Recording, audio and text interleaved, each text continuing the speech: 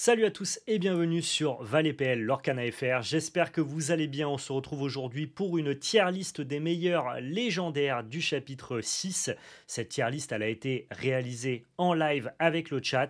L'idée, c'est d'essayer d'anticiper quelles sont les meilleures cartes de ce chapitre 6, quelles sont celles qui vont pouvoir intégrer les decks du metagame, voire créer de nouveaux decks. Donc voilà, j'espère que ce contenu vous plaira. J'ai récupéré la partie qui a été tournée en live et je vous l'implémente dans cette vidéo, bien sûr. Avant de passer au visionnage, je vais vous demander de laisser un pouce bleu, de vous abonner à la chaîne et de partager dans l'espace commentaire. En partageant dans cet espace commentaire, vous pouvez tenter de remporter un booster chapitre 6. C'est La Belle Carte, notre boutique de vente de TCG en ligne qui sponsorise cette vidéo. Vous pouvez notamment acheter du chapitre 1 et du chapitre 6 actuellement sur labellecarte.fr. Le lien est en description. Et donc je tirerai au sort un commentaire qui recevra prochainement un petit booster chapitre 6 directement chez lui. Merci à tous ceux qui participent. Ça soutient évidemment. Nous, ça nous permet de vous faire des petits cadeaux. Et en plus, ça permet de référencer la vidéo. Donc voilà, merci beaucoup. Petit disclaimer, c'est important à chaque fois qu'on met en place une tier list. Les résultats de cette tier list n'ont pas vocation à avoir la valeur d'une vérité absolue. Ce n'est que mon avis. Le but étant surtout de trouver un prétexte pour parler de l'Orcana, partager notre passion. Donc la photographie de cette tier list là, à l'instant T actuellement, m'a l'air pas trop mauvaise sur entre guillemets la place de chaque carte dans le metagame, mais si vous regardez la tier list dans quelques semaines, le méta aura évolué et probablement que certaines cartes qui auraient été classées peut-être dans des tiers inférieurs pourront se retrouver être très jouables, voire déterminantes dans le metagame. L'idée, c'est surtout d'essayer d'anticiper quelles seront les bonnes cartes. Ça n'a pas forcément vocation à vous inciter à les acheter instantanément et à prendre, entre guillemets, pour vérité absolue tout ce que je raconte dans cette vidéo. Ça me paraît toujours très important de le notifier quand on met en place des tier lists. Voilà, maintenant vous êtes prévenus. Et j'en profite rapidement pour vous dire que vous pouvez aussi nous rejoindre directement sur Instagram. On a le compte Labellecarte et j'ai mon compte personnel Val_Labellecarte. Vous pourrez y retrouver de la création de contenu dédié en format verticaux à Instagram qui met notamment l'accent sur l'aspect collection. Et pour tous ceux qui voudraient nous découvrir sur Vogue, qui est une application d'enchères en live, eh bien vous avez 10 € offerts avec le code Labellecarte si jamais vous voulez nous rejoindre. On fait des lives 4 fois par semaine à partir de 19h sur Magic, Lorcana et d'autres TCG. Ça vous permettra notamment de participer à des box breaks de chapitre 6, voire à des petites cartes, des petits achats de cartes à l'unité. Le lien est en description, je vous laisse aller checker tout ça. Voilà, merci à tous et bon visionnage. Je vous ai préparé une petite tier list MetaMaker. Pour tous les fans de l'Orcana, on va s'intéresser à quels sont les meilleurs légendaires du chapitre 6. On va switcher directement sur la prochaine scène. On est là. Le concept les poulets, c'est de choisir parmi ces différentes légendaires qui sont sorties avec le chapitre 6, dans quelle catégorie on va pouvoir les ranger, le tout étant d'échanger et d'argumenter à ce sujet avec la communauté. Est-ce que déjà dans le chat, il y a déjà des gens qui ont pu un petit peu jouer, ouvrir leur boîte, tester les différentes légendaires? Moi j'ai un avis qui est théorique parce que j'ai pas pu encore pratiquer. J'ai vu quelques retours quand même sur les différentes légendaires qui ont pu être jouées dans les premiers tournois pour ceux qui ont déjà ouvert qui ont pu ouvrir leur boîte. Donc on sait déjà plus ou moins ce qui est bien, ce qui est un peu moins bien. Voilà, l'idée là, c'est d'essayer d'établir une hiérarchie, de se projeter dans le futur compétitif pour voir quelles sont les cartes qui vont être intéressantes et celles qui sont un flop total. C'est le génie de 4, la légendaire cachée, qui a un prix démesuré. Ouais, le génie de 4 est très très bien. J'ai d'ailleurs, ça y est, commandé toutes mes cartes en foil que je vous présenterai dans une prochaine vidéo comme d'habitude, où je vous montrerai tous les calls, les cartes que j'ai achetées, pour voir entre guillemets si j'ai bien anticipé ou pas. Best Maui requin. Ah, attendez, on n'y est pas, on va faire dans l'ordre. On va commencer directement par notre ami le génie. Donc le génie légendaire. Qu'est-ce qu'on en pense de ce génie? Celui qui est 4-7, qui se shift pour 5. Donc il arrive naturellement à se shifter sur le génie pour 4. Il a un gros avantage, c'est qu'il est capable de nous faire piocher des cartes. À chaque fois qu'on en joue une. Donc c'est plutôt très simple à faire fonctionner. Par contre, à la fin de notre tour, on vide notre main à chaque fois. Donc on est capable de générer beaucoup de ressources au tour par tour, mais on n'est pas capable d'accumuler des cartes pour pouvoir, entre guillemets, les conserver et réagir au moment opportun. Moi, c'est une carte que j'ai un peu défendue lors des spoilers, qui n'a pas l'air de trop faire vibrer la communauté. Je pense qu'en fait, c'est une très bonne carte de haute curve de deck agressif, mais que les decks agressifs n'ont pas nécessairement envie de jouer un alter à 5, surtout sur une carte qui se joue pour 4 mana au tour d'avant. Ça fonctionne bien hein, comme curve 4-5, mais disons que la curve 4-5, c'est pas la meilleure curve pour les decks aggro. Je trouve que la carte a un peu de potentiel, mais que pour l'instant, elle risque assez peu d'être jouée et d'être brillante dans le format. Donc moi, ce génie, je le placerai dans la catégorie B. Je sais pas ce que vous en pensez, mais ça m'a l'air d'être sa place. De par le fait que la curve 4-5 qui lui bénéficie est une curve trop haute pour les jeux aggro, alors que sa mécanique doit s'implémenter, doit s'implanter dedans. Donc je pense qu'il est... je ne vais pas le mettre en rang C, il n'est pas tout pourri, mais il ne mérite pas ni le rang A ni le rang S. Le rang S, pour moi, c'est vraiment la meilleure carte de ce chapitre 6. La rang A, c'est les cartes qui sont déjà jouées ou qui, de sûr, vont être jouées dans le metagame du chapitre 6. Les cartes du rang B, c'est globalement les cartes qui ont un peu de potentiel, mais qui risquent de ne pas avoir du jeu. Et les cartes rang C, pour moi, ce sont les cartes éclatées au sol, qui ne trouveront jamais de place autre que dans un classeur de collection. Baymax. Baymax, c'est une bonne carte. C'est la 2-6 pour 5 ancrable. Il lore pour 2. Il permet de soigner des personnages et de gagner du lore. Moi, ce Baymax, c'est un peu particulier. Au reveal, je l'ai trouvé pourri et je pense qu'il reste pourri. Mais il a un intérêt spécifique, c'est d'être dans les decks un peu midrange dynamique, bleu-jaune, qui veulent essayer de passer en dessous bleu-rouge et se prémunir des interactions grises. Entre guillemets, c'est un espèce de deck base personnage qui ne perd pas contre Amber Steel. Et le BMX rentre spécifiquement, je trouve, dans cette stratégie-là, mais me semble un peu clunky, un peu mou pour toutes les autres stratégies. Donc au même titre que Génie, c'est pas une mauvaise carte, mais je le vois ni en rang A, ni en rang S. Votre avis, évidemment, est bienvenu sur le chat. N'hésitez pas à le partager. Il y a Roman San qui nous dit le best, c'est évidemment le Maui requin. Je suis d'accord, Maui requin, c'est des statistiques parfaites, 7 de patate, ça prend pas l'ami Medusa, ça a 6, c'est ancrable, c'est évasif, ça va trade à peu près n'importe quelle carte, ça nous permet de piocher des cartes et reprendre des cartes de notre discard, notamment des actions, donc ça va être très bien à la fois dans les jeux bleu-rouge, mais probablement fonctionnel aussi dans les jeux rouge-violet. La carte est juste naturellement overstatée, c'est quand même notamment le rouge dans l'Orcana. Je pense que effectivement Maui requin est en tier S. Pour moi, c'est la meilleure légendaire, en tout cas flat, du chapitre 6. Peut-être qu'il y a une meilleure légendaire cachée, c'est-à-dire qu'on n'a pas encore trouvé et qui pourrait être potentiellement meilleure dans le metagame que ce Maui requin. C'est même pas certain qu'il soit excessivement joué, mais si on raisonne juste à l'instant T, quelle carte est flat, très puissante et c'est pas caché, eh bien il y a ce Maui requin. Non, ça prend Zeus, je joue Steel Song, donc j'aime bien. Baymax, il prend pas Zeus, il est 2-6. Donc du coup, Baymax, vraiment, il prend pas Steel Song. Maui Requin prend... Enfin, il prend pas Zeus, pardon. Maui Requin, oui, il prend Zeus, mais bon... En même temps, s'il prend pas Zeus, c'est la meilleure carte de l'univers, donc bon, ça me choque pas qu'il prenne Zeus, encore heureux. Maui Requin est surcoté, je trouve, personnellement. Ok, mais on pourra en rediscuter. Vous me direz qui, d'après vous, vous voyez en tier S devant Maui Requin. Ici, on a Isma. Isma, c'est la 3-3 pour 4 en crabe qui lore pour 2 et qui te permet de piocher des cartes en s'engageant. C'est une bonne carte, je trouve, de haute curve de deck agressif, mais je crois que les decks agressifs n'ont pas le temps d'utiliser Isma pour piocher des cartes. Je sais que certains l'ont tenté dans Hyper Rush, mais globalement, les dernières listes d'Hyper Rush que j'ai vues ne jouent pas Isma. Donc c'est une carte à combo fonctionnelle qui peut faire des choses dans certaines stratégies, mais qui est quand même pas excessivement puissante. Ah ben je la contextualise dans le méta, Heimdall. Je la contextualise évidemment dans le méta, mais comme le méta n'est pas défini, ça a plus de sens de comparer les cartes de manière individuelle sur leur puissance flat, parce qu'en fait leur contextualisation dans le méta n'est pas encore définie, on est obligé d'anticiper finalement. Donc c'est un mix de ce que je pense que la carte fera dans le metagame et à quel point je la trouve puissante de manière instinctive actuellement, tu vois. Et donc Isma, je le vois un peu aussi comme Génie et Baymax, c'est-à-dire potentiel, mais pas forcément joué pour l'instant. Il y en a beaucoup qui vont aller dans le tier B, je trouve, ça correspond à pas mal de cartes de cette tier list. C'est la meilleure légendaire en scellé. Oui, mais là, on parle que de construit.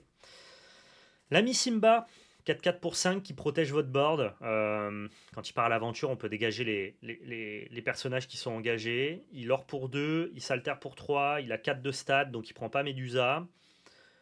C'est une bonne carte, il s'altère sur des Simba. Des Simba, on en a au moins 2 qui sont bien, voire 3. Donc c'est une carte que je trouve assez puissante, que pour l'instant je vois pas du tout être jouée. On pourrait le voir comme, on pourrait le voir comme une bonne carte de Mufasa Roulette en gris-jaune. On pourrait le voir comme une bonne carte aussi d'Hyper Rush si jamais on a envie de jouer les Simba Rempart. Pareil, ça reste un drop 5 non ancrable. Hyper Rush a un compte de non ancrable qui est trop élevé, donc il peut pas rentrer dedans. En tout cas, c'est très difficile. Et le jouer pour 5 mana, c'est un peu. C'est pas le plan de jeu initial, quoi. T'es un peu obligé de l'altérer pour que la carte soit bonne. Ça, ça ressemble plus à un tiers B qu'à un tiers A. Voilà, je sais pas exactement où le faire rentrer. Dans Steel Song, je suis à peu près sûr que c'est pas bien. Karsten a essayé dans un Steel Song qui m'a pas convaincu. Ok, ok. Pétard mouillé pour Hyper Rush, c'est trop lent. Donc du coup, je crois qu'on part en tiers B. Génie A4 aurait pu être légendaire, par contre il est broken, je suis d'accord, c'est une très bonne carte, mais là on s'occupe que des légendaires. Et Isma, j'adore en violet gris perso, en midrange, ok, Metalski. Donc ça tu l'as remontré en tiers A du coup, cette Isma. C'est possible, hein, elle a des stats qui sont vraiment très correctes, hein, ça m'étonnerait pas. On pourra en rediscuter et après, une fois qu'on les aura toutes classées, raisonner un peu de manière comparative pour réajuster les différents tiers. Ok, là on arrive sur Hades, qui est une des plus mauvaises cartes du jeu. Je l'ai ouvert dans ma boîte et je suis un peu deg. Il est 5 non ancrable, il a les stats nuls parce qu'il est 4-3, donc très très peu d'endurance. Il prend Smash. Et tu peux bannir un de tes personnages en payant 3 et l'engageant, et bannir un personnage adverse. Donc c'est une carte qui pour 8 mana en 2 temps bannit un personnage sur le board de ton adversaire contre un de tes personnages, mais tu auras engagé ton Hades, donc tu risques de le faire qu'une seule fois. Le Hades, c'est éclaté au sol, nous n'en ferons jamais rien, si ce n'est le collectionner, parce que pour le coup, les cartes de l'Orcana sont très belles. Isma a trop de concurrence dans la curve. C'est vrai que, typiquement, Isma, c'est à la fois concurrent à Merlin Lapin et à la fois concurrent au Génie. Donc c'est pour ça que moi, je l'avais plutôt mis en tiers B, mais on peut la mettre en haut du tiers B. Ça me choque pas du tout comme décision, quoi. Hercule. Hercule, spoiler, j'ai eu le combo Hades-Hercule, hein, parce que l'un ne vient pas sans l'autre, je vous les montre, ces deux magnifiques cartes. Le Hercule, pour 6 non ancrables, il est 6-3, donc pareil, 3 d'endurance, mais de bonnes stats d'attaque, il or pour 2, il or d'atteinte. Et sa capacité, tu peux payer 3 pour infliger une blessure à une carte qui est déjà endommagée. Je le trouve moins mauvais que le Hades, mais je le trouve aussi éclaté au sol. Je pense qu'on jouera jamais cette carte-là, de par le fait qu'elle est non ancrable, qu'elle a peu d'endurance. Le fait qu'elle puisse pinguer sans s'engager tous les tours pour rentabiliser ton mana, c'est un mana sink. Ça peut être intéressant, mais ça ne marche que sur des personnages déjà blessés. À la limite, la carte aurait été jouable si on pouvait juste pinguer de 1 en payant 3. Et tu aurais eu une espèce de mitraillette hors d'atteinte sur le board.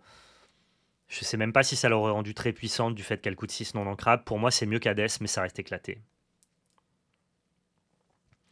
Je vois des gens se plaindre des légendaires pas très fortes, mais en soi c'est bien, ça évite d'avoir des légendaires à acheter pour les decks. Non, je préfère ça que la rare soit super forte et jouée. Ça me dérange pas et en même temps je trouve pas ça déconné d'avoir de bonnes légendaires, ça permet de vendre tes produits aussi, tu vois. Le fait d'inciter des gens à acheter des produits, c'est sain pour le jeu, c'est sain pour les boutiques, et moi maintenant je suis une boutique, et donc j'ai aussi envie que les gens aient envie d'acheter des produits scellés pour tenter des ouvertures et être récompensés à ouvrir des légendaires qui ont une certaine valeur de par le fait qu'elles soient jouables. C'était chase card et c'est tes incitations à ouvrir.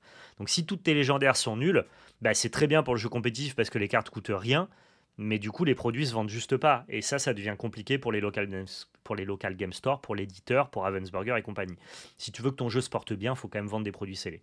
Donc moi je suis dans l'entre-deux, je veux pas que des légendaires coûtent 40-50 euros, mais si toutes les légendaires ont un bon potentiel et que ta meilleure légendaire coûte 30 euros, ça incite quand même les gens à ouvrir des produits, et ça reste important. Il faut trouver un bon équilibre, quoi.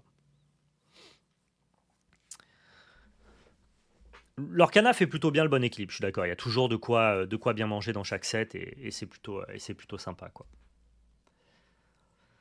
Alors, notre amie Jasmine, qui est une 5-5 pour 6, qui se shift, qui lord pour 2 et qui a un. Je sais même plus quel effet elle a. C'est quoi son effet déjà, les poulets sur Jasmine? J'avoue que j'ai plus le. J'ai plus le texte exact. Mais en tout cas, pour en avoir pas mal parlé pendant les spoilers, et on en a discuté avec PL quand on a fait la tier list, la carte flat est pas mauvaise, mais elle n'a d'intérêt que si tu shifts, et les supports à shift de Jasmine sont trop mauvais pour être joués compétitivement. Donc pour moi, Jasmine, c'est étonnamment peut-être pour vous une carte que je mettrais en tier C. Elle bounce tous les persos inclinés, ouais, voilà, c'est ça. Donc ça reste ok, c'est une bonne carte de tempo, mais ça coûte un peu cher. Et si jamais ton oppo il a une Jasmine sur le board, il peut l'avoir arrivé à 6 km de long. Pour moi, c'est une carte C, probablement la meilleure du tiers C, devant notre ami Hercule, mais pas bien mieux. Je vois pas du tout dans quel deck compétitif on peut jouer cette Jasmine, et surtout, quelle est la bonne Jasmine à jouer avant elle comme support d'altération. Après, voilà, je critique pas le fait qu'elle ait des bonnes stats. 600 crabes pour 5-5, killer pour 2, c'est pas mauvais. Le problème, c'est qu'elle fait son effet que si tu shifts, donc je suis obligé de la compter comme une carte spécifiquement shiftable. Si jamais elle faisait son effet sans shifter, on pourra en discuter.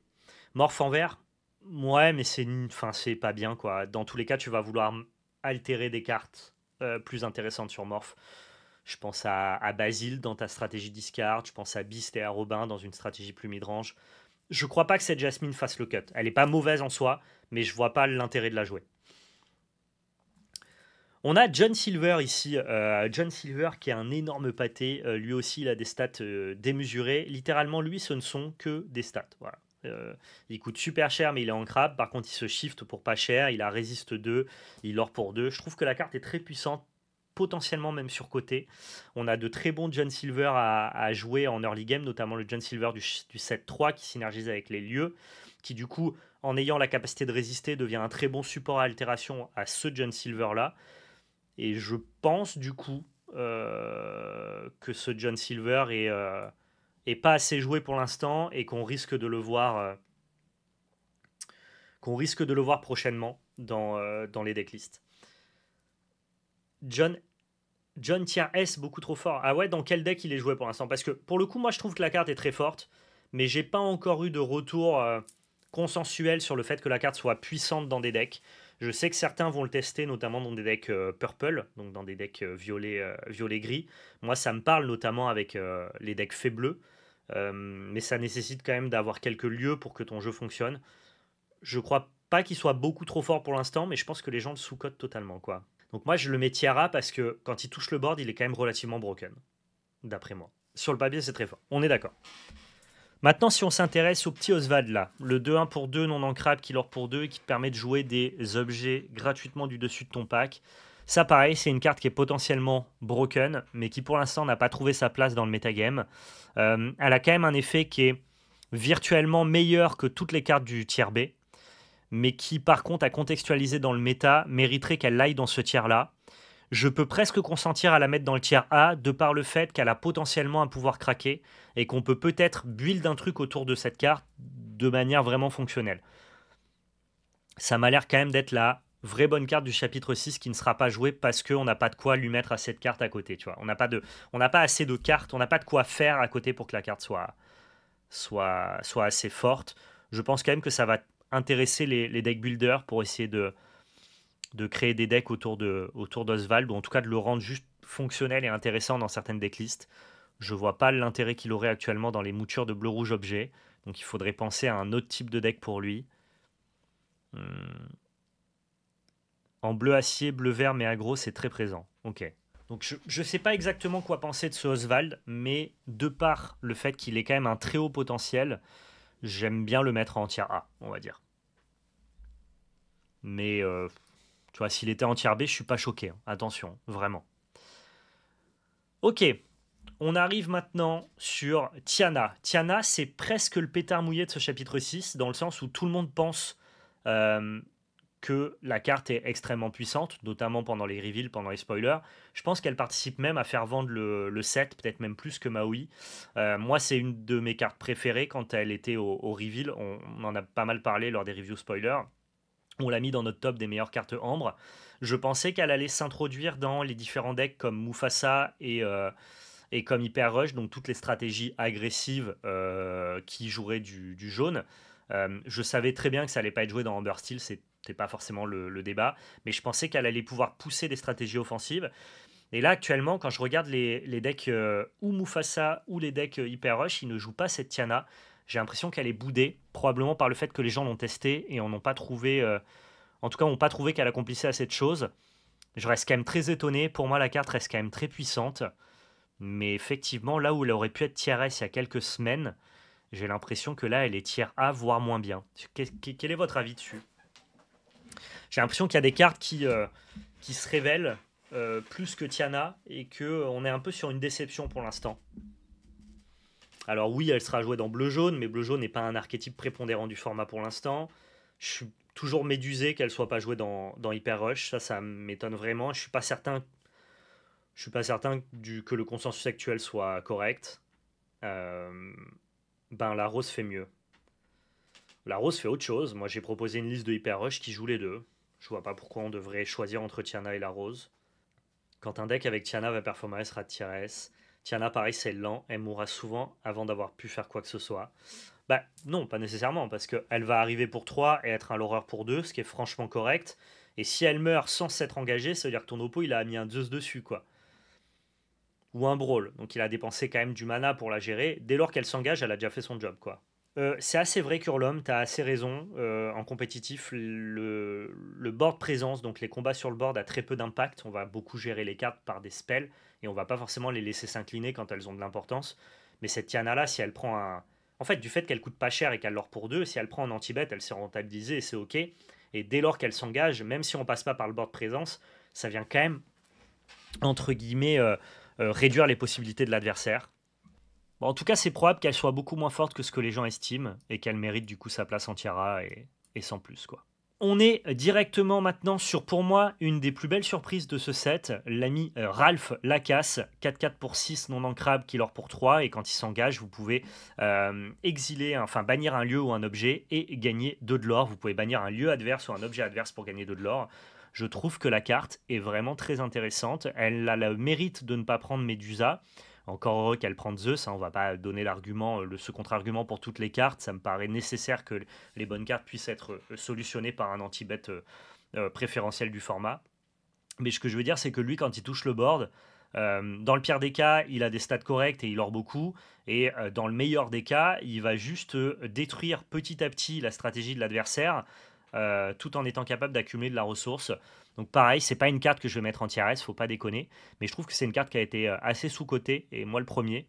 Je pense que c'est une très bonne carte à mettre notamment dans une stratégie bleu-grise. Et je le vois bien en tier A comme un peu carte cachée du format, tu vois. On va se la jouer comme ça.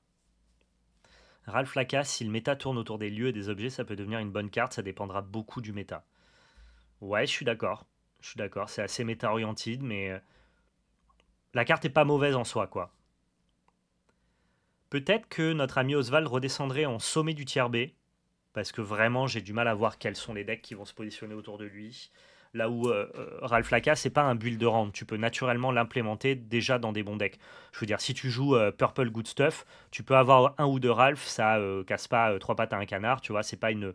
Le coût d'opportunité pour que Ralph rentre dans ton deck n'est pas problématique. Si tu joues bleu-gris, tu peux avoir des Ralph aussi, ça s'intègre naturellement. Là où Oswald, si tu joues pas un deck qui synergise avec lui, la carte elle est poubellus. Donc il y a quand même plus de chances de voir Ralph être joué que l'ami Oswald. Et pareil pour les deux autres cartes en tier A, je pense que c'est quand même des cartes qui ont vocation un jour à être correctes, à faire des choses. Sans forcément avoir besoin d'un deck spécifiquement tourné autour d'eux. En gros, elle passerait de tier A à S, c'est ce que tu voulais dire. Ouais, c'est probable.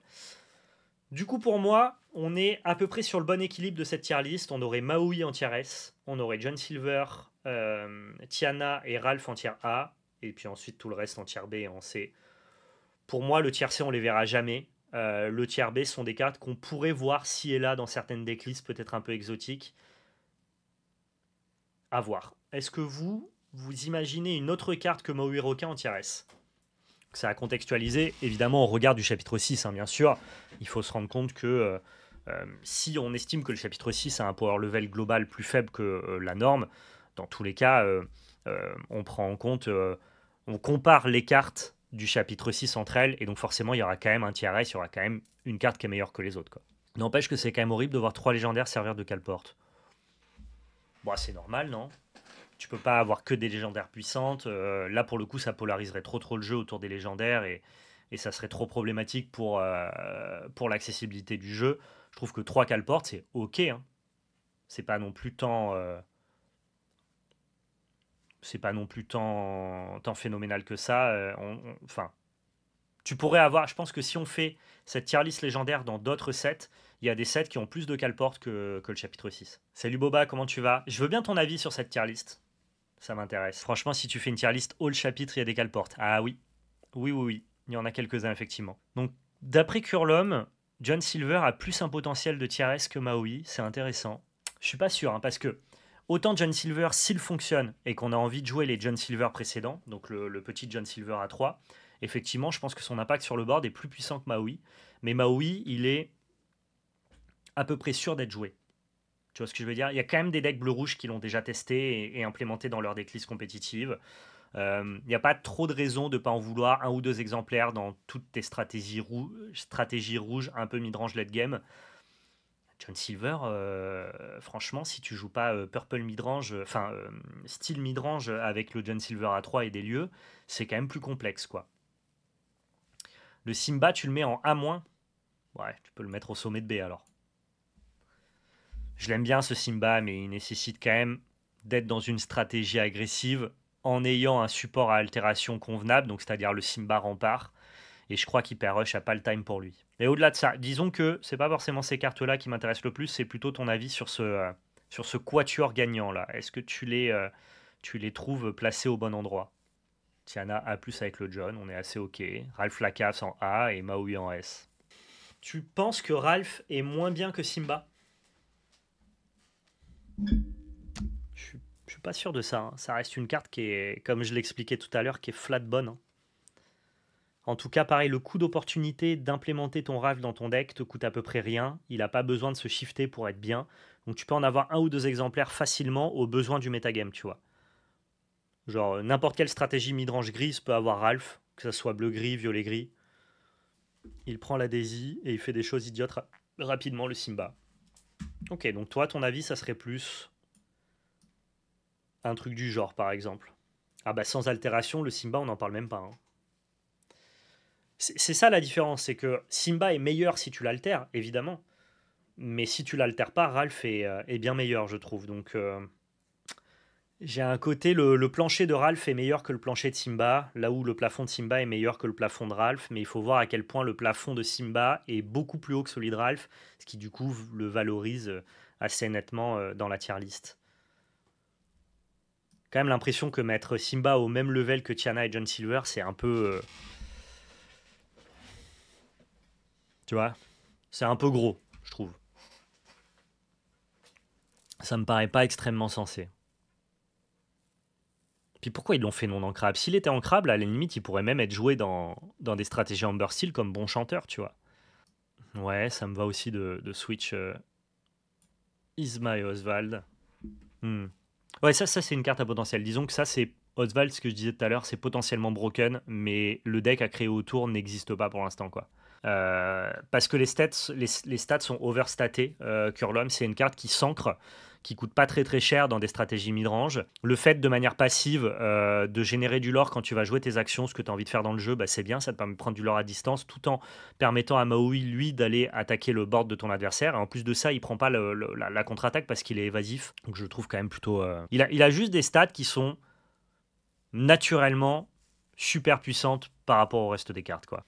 On se demande, avec la majeure partie des joueurs compétitifs, si Maui trouve une place actuellement. Spoil, je suis pas sûr. Moi non plus, je suis pas sûr. D'ailleurs, dans les versions bleu-rouge, j'ai vu qu'il y avait 2 exemplaires. Dans violet-rouge, je l'ai pas encore vu, mais ça reste juste meilleur que tout ce qu'on a dans le chapitre 6 actuellement. Encore une fois, le tiers S, c'est pas le tiers S si on compare avec les autres légendaires et les autres cartes du metagame. Là, le tiers S, il se fait au regard des cartes qu'on a à disposition dans le chapitre 6. Et dès lors qu'il est le meilleur parmi toutes les autres cartes du chapitre 6, bah, du coup, il prend le tiers S quand bien même quand bien même il serait moins fort que ce qu'on a déjà, tu vois. Le reste, bah, c'est pas du bonus, mais c'est pas dur. C'est pas dur d'utiliser le reste, si tu veux, Curlom. Le supplément est pas trop difficile à mettre en place avec ce Maui, qui déjà de base est très bien pour les stats. Ok, mais je vais faire confiance à Boba qui a plus de retours compétitifs que moi, vu qu'il teste en interne. Moi, la plupart de mes tier list en sortie d'extension, je l'ai fait à l'intuition. C'est aussi ça qui est marrant, c'est un prétexte pour discuter de l'Orcana et pour voir entre guillemets à quel point j'ai un bon avis théorique et à quel point cet avis-là justement peut être contrebalancé par des retours pratiques ensuite dans le metagame. Ça me parle bien comme top, comme tier list, je la trouve assez cool. N'hésitez pas, pour ceux qui vont regarder cette vidéo sur YouTube, à me donner votre avis, à me partager vos retours. Est-ce que vous pensez qu'il y a certaines cartes que j'ai surcotées, d'autres que j'ai sous-cotées? N'hésitez pas à partager dans l'espace commentaire. Merci à tous d'avoir regardé cette vidéo sur YouTube. On se retrouve très prochainement pour toujours plus de contenu. Bientôt du gameplay. J'attends de recevoir mes cartes du chapitre 6 pour vous proposer un petit peu de gameplay. Et puis voilà, prenez soin de vous. Et surtout, n'oubliez pas, c'était de la belle magie. Ciao tout le monde.